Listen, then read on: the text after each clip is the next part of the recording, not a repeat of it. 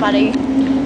Hello, we are in the soap container section. Bath products, like so. I actually have this at home. It is in my bathroom. Soap will come out and it's on your lovely hands. It looks like actual semen that comes out of my... No, we don't speak like that. In America we do, but in London... I'm sorry, using repulsive language. She's very explicit. Anyways. So yesterday I went to get some tea and crumpets and they had a container just like so.